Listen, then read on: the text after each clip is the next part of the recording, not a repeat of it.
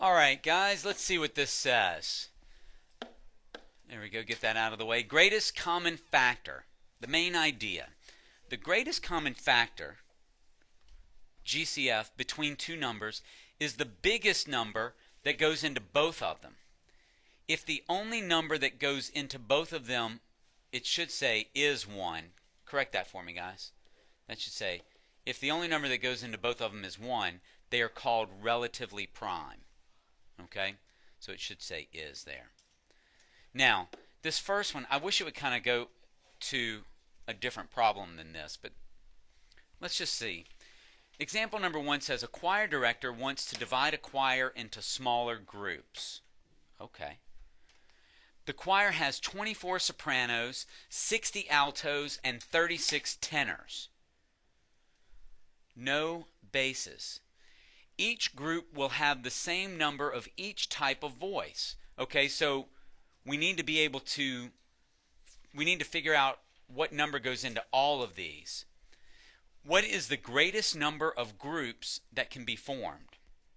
What's the biggest number that goes into all of them? Because we'll divide them all by that number to find out how many sopranos, altos, and tenors we need. All right, and that's what they ask us, how many sopranos, altos, and tenors will be in each group. Okay, well here's what I've got, guys. I got 24 sopranos, 60 altos, and 36 tenors. Okay?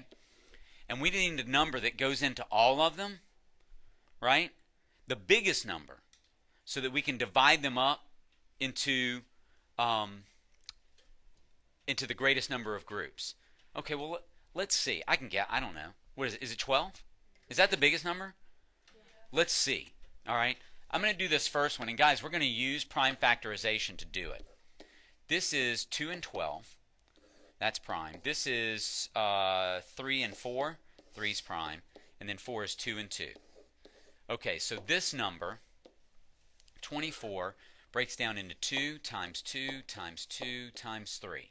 That's its recipe. All right? Now 60 is 5 times 12. 5's prime. We'll do this as 4, and this is 3. That's prime. And then this is 2 and 2. So this is 2 times 2 times 3 times 5. Okay? All right, and then this last one, 36, I know that that's 6 times 6. That's 3 times 2. Those are prime. And then this 6 is 3 times 2. So those are prime. Come on, smart board. Then these are prime. So I've got 2 times 2 times 3 times 3. Okay, so those are the recipes for the different numbers. We already said that the biggest number is 12, didn't we?